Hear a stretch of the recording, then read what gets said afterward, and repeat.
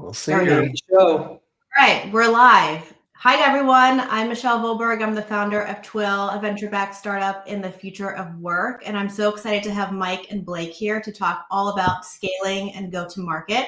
So would love for you guys to just introduce yourselves, tell us about your background, how it relates to startups and scaling. And then we have a bunch of questions. Lots of people have signed up and are watching, and we can get into it. Sweet. Great. First. Cool. I think I got you beat alphabetically, so I'll go first. Perfect. Hi, my name is Blake Allsmith, and I'm a former venture-backed founder. I started a company back in 2012 called Cladwell with a couple friends, and we did that as a consumer app venture-backed startup. We are from Cincinnati, Ohio, so started here, and then ended up raising money, went through 500 Startups Accelerator, did like a true venture round with Science Incorporated, who backed us along with like Dollar Shave Club, MeUndies, Liquid Death. Ended up selling that company in 2019 for kind of a nothing burger sale. It was one of those things where we kind of had saturated our market, but we're yet to kind of get to unlocking to like the level of returns we would need to for our investors. So board kind of proposed, hey, let's run a quick process. And we sold in 2019. And at that point, I kind of found myself in this place of like, oh, what is it that I want to do in this next era of my career? Because another thing to know about me is I'm a father. I've got now 7 kids. At the time, we were due with number 5. And I was like, I need to find a job or something. And so that's when I started doing fractional kind of head of growth work for venture-backed startups. And I had learned some really great processes through that group, Science Incorporated. We actually officed out of their offices for like 90 days in LA. And they really helped us a lot with like what weekly iterative testing looks like, specifically on consumer funnels.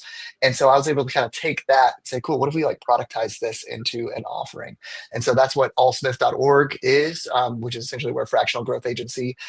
We ended up applying a lot of those both to B2B and B2C. We've worked with over 100 companies since 2019. We are a team of 30. We're distributed across the United States. We're US only and kind of serve US only. And I'd say our wheelhouse are typically e-commerce brands or venture-backed SaaS. For the most part, SaaS or AI companies that are looking to scale rapidly. So typically at the beginnings of product market fit, they're looking to get from that maybe 10K MRR to 200K MRR as fast as possible to raise the next round of funding. That's kind of our wheelhouse. E-commerce, we're a little bit later stage. That's a little bit about me, and I'll hand it over to Mike.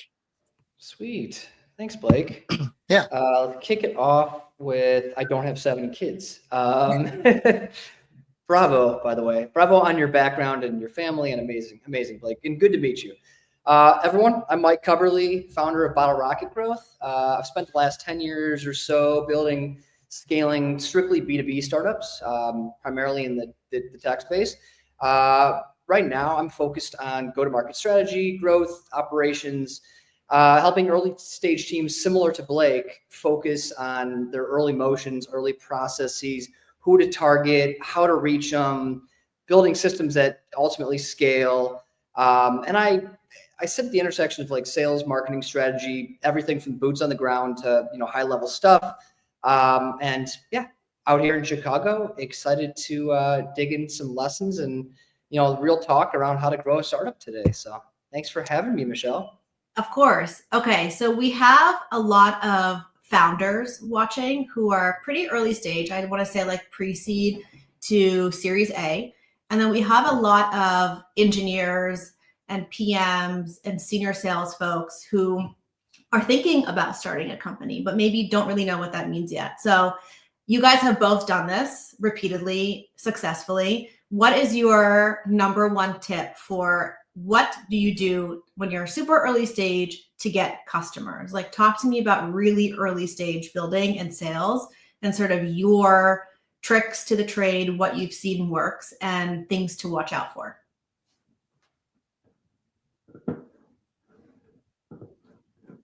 Since he's muted, I'll just take it. Just kidding. You go, Blake, go. What a 2020 move. Come on. All right. I would say So I found myself in that position recently. We started a legal startup called jumpdocs.com maybe 4 years ago. And so it's like I'm starting literally at zero. We had this idea of I spent over 100 grand in my last company on just redoing legal work that we did wrongly with my first startup. And it almost cost us a round of funding. It did cost us a couple of deals because we had so much complexity in the cap table. So it's like I know there's a solution here. I know that we could essentially create like a push a button and you have a venture-backed startup from a legal standpoint because they're very templatized. So that was the idea. The question is, where do I go? What do I do first? So what I ended up doing was I pitched 10 lawyers and 10 founders on the idea. And I asked if I, the way I phrased it at the end was, this is the concept. Here's some wireframes that a designer and I built together. And I said, I would like to will you sign an LOI to pay this amount of money for a year's worth of this service? And so what I was looking to do is I tried to get them to close. I'm not collecting money. I didn't have a product yet, but I wanted to make it a legal contract because I wanted to see if I could close them. And I think generally most startups fall apart when they're actually exposed to air in the market. So I'm a big believer in sell before you build. So if I'm starting literally at zero, what I start with is 10 conversations. If you do 10 conversations, you'll find the answer and whether you're onto something or not. I think there are a lot of companies that could have been avoided altogether with just 10 conversations. So, yeah. And this is Josephine. Oh, so cute. Yeah. Hey, Josephine. Guest star. Yeah, on that, Blake, I'll add to that. Yeah, move as fast as possible to understand versus build. So yeah, product experts, builders, developers, they want to build as much as possible, but instead just have that, the level set. And then from there, ask the questions to your early adopters, hold their hand, white glove them through everything they do. Every part of the process, you want them in the fold. Even if they're a $1 a month paying customer, get them into the fold, work as fast as possible to get them happy and excited about building with you. They'll be your best friend, your mentor, your product owner. I mean, they'll be your marketer, they'll be your referrer, they'll be your salesperson, they'll be everything to you.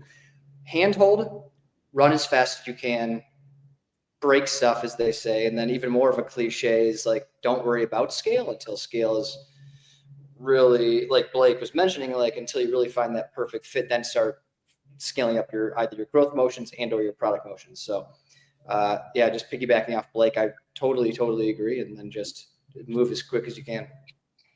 Can I say one other thing on consumer side? So that was like more of the B2B scenario, which is I think conversations. Consumer's different because it's like you want to start a fashion brand. You're not going to call 10 people and say, hey, like I got this, do you want to buy a t-shirt? And so I think the best way to do it from a consumer standpoint is find the one feature or one element of your product, whether it's a software product, like what's the one thing that's a game changer that's so delightful that can exist by itself. I think the problem is that most consumer ideas work at scale beautifully in your imagination. So you're like, hey, and so what you end up doing is you're like, well, if it had this, and this, and a million users, it would be incredible and change the world. The problem is that no consumer business can get there unless they have one delightful thing. So I'd say focus on such a delightful thing that people start asking for it. Everyone who uses it shares it with people, and people say, oh, I heard about this thing, I want it in. And so I would focus on product as long as possible on consumer stuff with a very, very narrow scope is how I think about it. That's a very true product thing to say. Our founding lead at Twill, who runs product, always talks about delightful things. And that is really what drives companies forward. So what I'm hearing is like get to customers and talk to a bunch of customers about what you're building, and don't build anything until you actually can sell something, which I think works if you have a sales background and you know how to get to customers. So what is your advice to folks that don't have a sales background, aren't really used to talking to customers, maybe are a bit more technical and really good at building stuff, but can't actually get to customers? How would you get to customers? How do you find customers? What's your sort of like go-to motion there? I would say, I work with traditionally, or historically, I work with a lot of technical founders. And those technical founders need a helping hand, thinking that, I've never touched sales. I don't know what to do. Where do I go? Where do I even start? Where do I begin? And how do I sell? But at the end of the day, it's got nothing to do with sales. Just be your amazing self. You know the product better than anybody else. Ask the question. The best salespeople are the ones that ask questions and fully discover the pain points that your product can potentially help fill or help, remediate or whatever. And just ask those questions. If you're either a technical founder or a programmer or technical in some way, you don't have the sales experience, ask the questions that you would ask the sales teams that you've worked closely with in the past. Similar to those folks, they're just asking questions and getting in front of, who you believe is the right person, and that right person turns into ideally your ICP at the end of time. So, and then finding them through your network, finding them through LinkedIn in general. Do a quick search. You don't even have to have Sales Nav for that. Just do a quick search on the folks that will need your product, because being a product owner or a developer, you'll know, fairly quickly who will gain the most benefit from your delightful features. Yeah, if you have a chance, read the book Sprint. It's that Google Ventures book, Sprint. I think that one really it's helpful because it's a framework, and so then you can, as an engineer, you can kind of follow. Okay, cool. This is phase 1, phase 2, phase 3 to customer discovery, and so I think it'll be a little bit easier in that sense, because at least you have like kind of a step by step. The question of, is there more of a mindset shift rather than big thinking around sales? Yes, this is. I think the biggest mindset shift you're going to need to make is that do you want to be an engineer or do you want to be a founder? If you want to be an engineer, great, just be an engineer, go work for a founder. If you want to be a founder, you're going to have to get really used to working outside your zone of genius. And unfortunately, most technical founders essentially don't get to do the thing that they're best at. They end up doing a lot of stuff. The role of a founder is to pretty much every day do something you've never done before and you have no clue of how to do. And you just do that for the rest of your life. And so get used to this feeling of like, I have no clue what I'm doing. I guess I'm just going to try to figure it out. And it kind of starts, you're like Googling the night before how to fire someone. And then you have an 8 a.m. meeting and then you have to fire somebody. It's like everything is, you're on the edge of your knowledge. And so I'd say embrace that, find frameworks and implement them. But realistically, it's not a sales activity. This is more customer discovery in that sense. And either way, you're going to have to get good at both.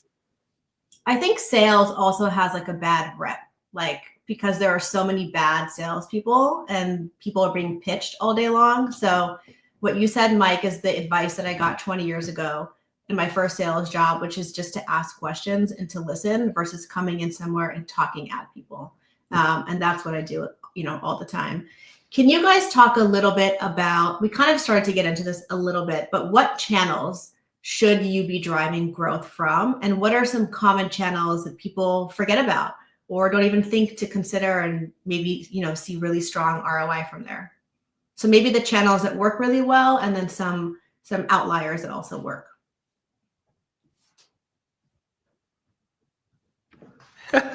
We're just pointing back and forth. We should have a private chat on the side, just you and me. Sure. You take this one, you take this one.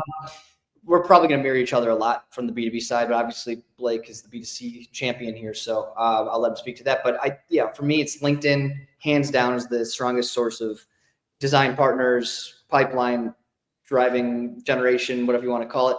Finding the right folks, that those design leaders and those design partners are those early folks, that the product folks, the technical folks, they want to get a hold of to help be their early adopters. So LinkedIn for sure. Obviously, email, you still got to be a little more clever about it these days. People are getting inundated. Automate when you're ready, by the way, on both of these platforms. Don't just spray and pray. Don't use the automation willy-nilly. Be careful. They're very strong platforms. Other than that is community. Michelle and I were speaking backstage about this prior. I run the community called Rev Genius, or I'm a big part of the moderation, the user side of Rev Genius. And communities in general are underutilized right now. Networks in general are still underutilized, even though it feels like LinkedIn is just one big pitch fest and people are just spraying and praying. It's still underutilized. And the last thing I'll say is Reddit. Also, Reddit's become quite a leader in the community driving space, whether that's building up your thought leadership or finding your design partners or building pipeline. It can all be done in all of these channels. And these are my channels. These are the ones I use day in, day out, amongst others. These are certainly the ones that are probably most underutilized that people should certainly think about when they're building out their strategies and their motions. Yeah, I totally. Oh, go ahead. No, you go. I'll ask after.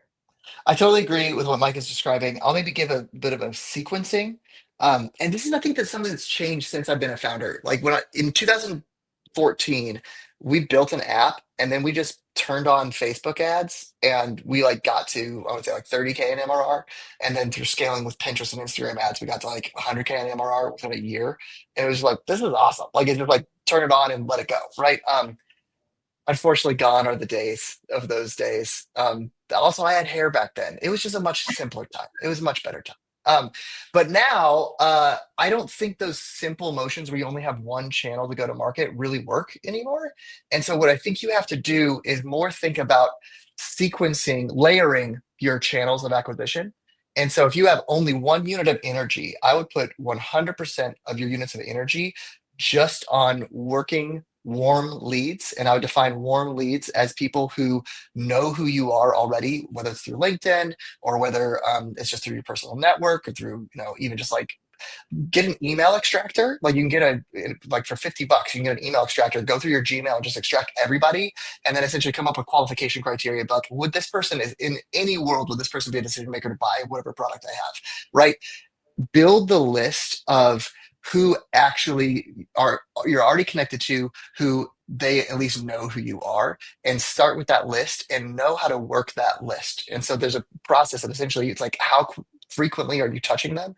If they're in like a nurture phase, I would touch them every 90 days. If they're actually like a leader opportunity, I touch them every 3 days. And having a faithful daily exercise that you go through of working those leads. If you only have one unit of energy, I would put it all on that. So many of the companies that I work with aren't doing that well. And I have to start at that place because anything you stack on top of that will only be as strong as your baseline, which is like, do I know how to work my warm leads?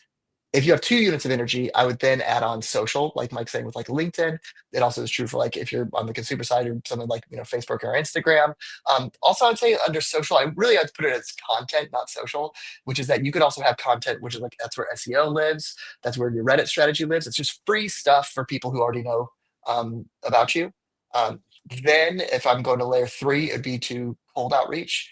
Um, and so that'd be sales to strangers. And then finally, I would then say, if you're banging on all cylinders, warm content, cold, then I would layer on ads. And I've yet to see a company that's doing well at all three. When they come to us and we work with them on ads, they will scale. The companies that don't are the companies that maybe aren't really strong on those kind of fundamentals. By the way, that framework of the core four is an Alex Formosi framework that I think is actually super useful. It also applies to consumer. So in consumer, the only difference is that instead of doing cold sales to customers, you're doing cold sales to affiliates or influencers, people who can share your brand out there. But I'd say that concept of the core four of warm, content, cold, and then ads in that order, that's the game. Like I really do think it's the game. And what I see right now is a lot of non-fundamentally sound marketers or founders who are trying to skip ahead to the more sexy versions that sound cool at scale without doing the basics of like working your contact list. Super interesting. So to get to all of these cylinders, what tech stack do you recommend? Like what are the platforms that work really well and what are the platforms that founders should stay away from? Because you guys have probably seen it all. Yeah, I don't think you need a CRM until you have 1,000 leads. So I would say stay away from a CRM. Just use a Google spreadsheet, and it should have company name, email, date, date last contacted, and notes. That's it. And or maybe stage. You got stage in there. Like, okay, what stage are they in? You can do that in Google Sheets. If you want a template, shoot me an email at blake@allsmith.org. I've got a sick template with like a little custom script that'll scrape your Gmail and tell you when you last emailed them. But I'd say for warm, that's all you need. For content, depending if it's on social, post on platform. I don't think using a scheduler is a great idea right now. I think they are being penalized a little bit right now, some schedulers. Also, so much is actually interacting with people after you post. And so in general, I prefer that. I don't like AI to speak for me, and I recommend founders don't let AI speak for them. So I'd say write in your own voice, use AI as a thought partner, let it help, brainstorm and stuff like that. But I never paste in something from AI. That's taking away your voice, and I think it'll ring hollow. For cold email, that's where we can start talking about stack. I use Lead Hype to wire up domains. Lead Hype is great because it's like $300 and you get 10 domains completely wired up and warmed up using AI. Like Highly recommend Lead Hype. Second, Smart Leads is what I use for sending. Smart Leads uses AI warmups, and it's really, really great. I can get up 80% open rate using Smart Leads. So highly recommend that. And then for list generation, the best lists I've found are highly customized to. If you can pay someone who's already building your list for you, like I did something called the funded list, which is essentially venture-backed startups who raised in the past week. I could get that list every single week, and I paid, $300 a month or something like that for that. Those are the highest quality. You can always use Apollo, but you're gonna have a lot of chaff in that you're gonna have to kind of scrape through. Um, Great. And then for ads, I mean, most of it's on platform for the most part, and then Canva. Love Canva. Yeah. How about you, Mike? Yeah, I mean, all of the above. Never heard of Lead Hype, but I was pleasantly surprised when you mentioned Smart Lead. Or not pleasantly surprised, but excited when you mentioned Smart Lead. That's by far my favorite. Instantly's become a definite competitor also in the email space. I love the Ring Hollow comment about AI. AI is for inspiration, guys. I can't tell you how sick everyone is because you're sick. You know about it. You know how sick everyone is. Knowing that someone's posting the content using either the LinkedIn AI or ChatGPT and just straight up grabbing it and throwing it in there and pressing post. We all know because the M dashes. We all know because the emojis. It gets redundant, guys. Separate yourself a little bit. Use it for inspiration. There's hardly an hour that goes by that I don't jump into chat or the equivalents to help inspire me on something. I even helped it inspire my introduction today. It knows all about me because I keep feeding it all my information, right? And it's good at inspiring. So my usual ratio for AI to human voice is usually around 80-20, human to AI. But it's anyways, that's neither here nor there. From a tool perspective, yeah, for email, no doubt, Smart Lead, Instantly.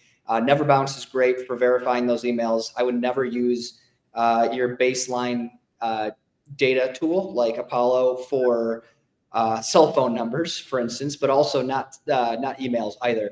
Smart Lead, Instantly are great for email. Avoid tools like Apollo for sends.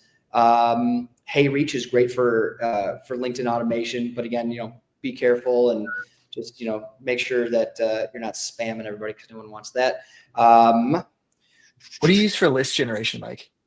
So yeah, it's a lot. I wasn't even going to bring it up too much. Great question, but I wasn't going to bring it up because there's so many out there now that you have to layer them on top of each other. No one's a one-stop shop, right? Unless you're going for a very niche ABM approach and you have one customer, right? Or one, strict industry. I use Apollo or Sales Nav as my strict baseline and then build from there. And I use AirScale. I'm actually, if you look at my LinkedIn, I'm an advisor for them. So a little bit biased, but they're like a mini Clay. Airscale.io. Shout out to Victor. One-man show over there. That's why I love working with him. Smart guy. You can bring in your Apollo, your Sales Nav, your Zoom Info data, and then layer on top of it all of the greatest enrichments you possibly can because of the waterfall effect going through phone numbers and emails and enriching with AI to understand if a company is B2B versus B2C. There's a ton of stuff you can do now with the AI prompts, even in Apollo as well. But AirScale definitely takes it a step further, and that's why I rely on them for about 95% of my enrichments. Sometimes, obviously, for the simple stuff, you can just go right through Sales Nav. But great question.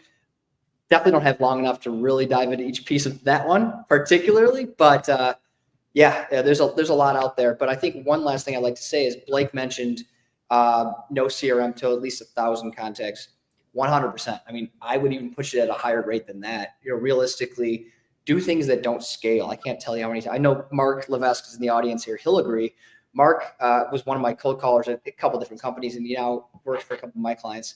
And he calls off of spreadsheets for a lot of my simpler build clients too. I mean, from a calling perspective, that needs a lot more data inputs and all that. He still calls and adds notes on there because him and I both realize that sometimes it's the simplest motions that make the greatest impacts. You don't need to scale until you're ready. CRM is included. And then when you are ready, ADIO is great. Notion's great. Airtable obviously is great. Simple stuff. You don't get Salesforce because that's what you're supposed to get, right? Don't get HubSpot because that's what you're supposed to get. Go small, build big. Anyways, I'm done. Michelle, you also asked like what channels are you seeing that are working, especially, or you said something like kind of less used. I am such a believer in the newsletter flow. Still, I am such a believer in newsletter. I started writing a newsletter maybe almost 2 years ago, and it I just do it every Friday. I literally sit down on Friday morning and I write kind of my three things on my mind, and then I send it out. I'm at like 10,000 subs now, and it's just been kind of like chugging along. And now I can essentially go and look at that list, fill in information using Apollo, then I find like targeted people who found me because of common interest. And it is like, it is so useful. Like I cannot emphasize enough. If you don't have a personal newsletter, it's still early on. Like having a personal newsletter is a game changer. I'm a big believer in it. It Interesting. just keeps you top of mind, especially if you have a product that solves a problem that maybe they don't have right now. Like if you're a heart surgeon, you can't email people and be like, "Hey, do you need heart surgery?" Right? Like, because chances are, if they do, it's too late. But if you're a heart surgeon that I open up because it's like general health stuff, the moment I have a heart problem, I'm going to give that person a call because they're top of mind. That's what you kind of want to live in. It's in that sort of thing from a newsletter standpoint. You're basically building credibility as an expert Oh in my whatever gosh. Yeah. you're building and selling. So we have a couple minutes left. So I kind of want to end with a question that a lot of people asked us and want to hear from you guys. What separates great growth folks from the average ones? What are some of the characteristics that you've seen? One for me is definitely resilience and just like never giving up, because you're going to get thousands of no's and that's just part of the job. But curious to hear what you guys have seen. Yeah, my answer is going to be really short and really tied to yours, Michelle. Just move fast, not afraid to break stuff, and learn from those mistakes, and be totally data driven, even at the smallest degree. Before you scale, obsess over the numbers, obsess over the things you're doing, and track all of it. But just move as fast as you can as fast as you can too. Analysis paralysis will kill you. So don't let it fail fast and learn faster. Love that. What I see, so we are like heads of growth at Allsmith. We only take venture-backed founders or bootstrap founders who've done over $1 million a year in revenue.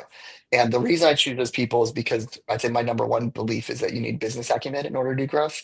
It's that it can't just be that you're really good at driving clicks. You have to understand how those clicks translate into leads, which translate into closes, which translate into LTV, and then also what's the gross margin beneath that. So you need to understand cohesively the entire business, not just one portion of it.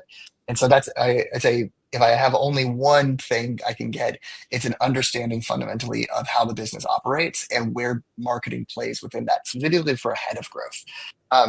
If could add one more other thing, it's there are two types of people. There are people who take responsibility and there are people who avoid responsibility.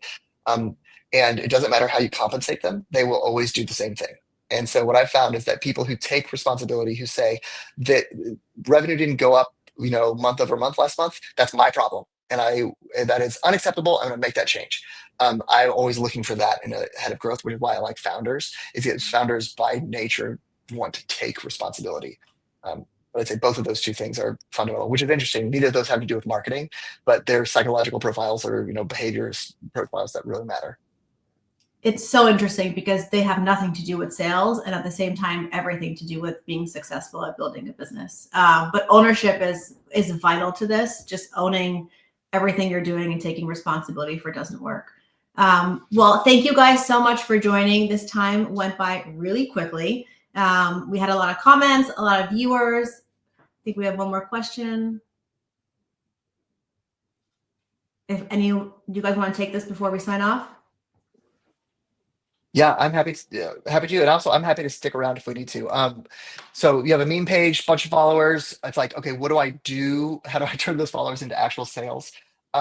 If they're engaged, I think your simplest would be to view yourself as an influencer, try to sell ads, like you try to sell impressions. So if you've got a bunch of impressions, you can sell those impressions. If you have a product that you want to sell to those people, the question is, does the product match the impressions, right? Because if they're not a qualified audience for what you sell, it's not going to be as useful. So I think the thing I would look for is, okay, what are they here for? What are the themes of the memes? And then how do I map that to any product, whether it's my product or someone else's? You have to meet them where they're at. It's really difficult to take like something like that and then be like, cool, I'm going to sell this B2B SaaS tool. It's realistically, you only have 10 people in there that want to buy. And then we have another question. Any advice for staying competitive in this job market? I'll take it. Yeah, just go and do stuff.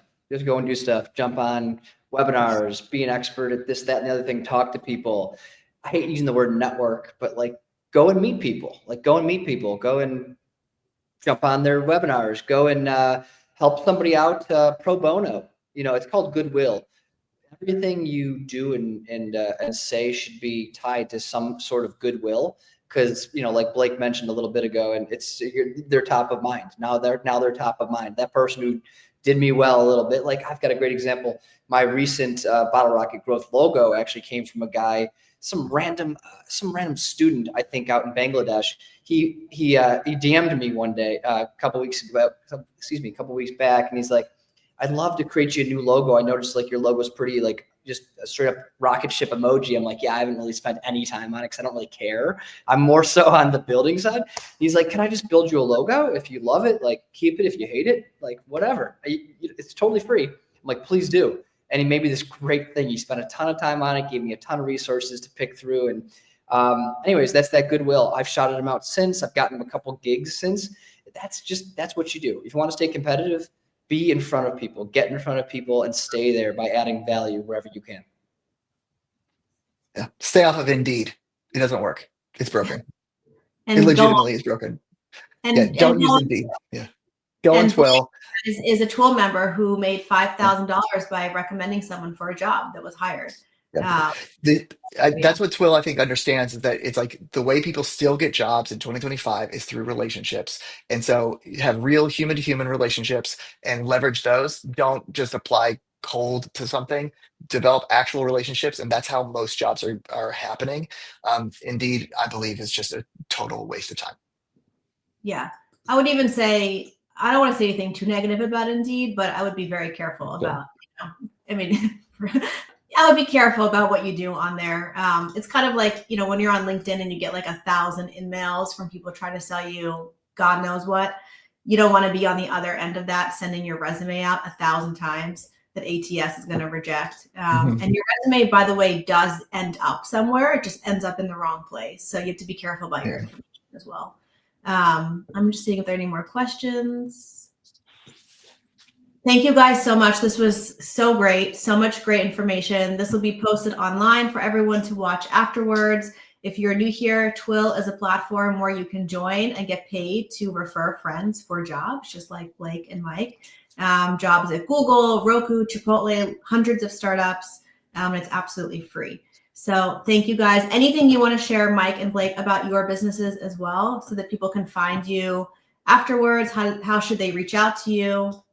Tell us. Easy, bottlerocketgrowth.com for sure. And Blake and I seemingly have different ICPs. So I think Blake and I will work on some projects together potentially in the future. Also over LinkedIn, I know someone shared my LinkedIn earlier, probably Eliza. Eliza, you're the best. Shout out. But yeah, very happy to chat with anybody about anything here or anything else that's on your mind. Thanks again, guys. Cool. Blake's newsletter is awesome. I'm a reader. Everyone should. Thank you, guys. We'll see you next time.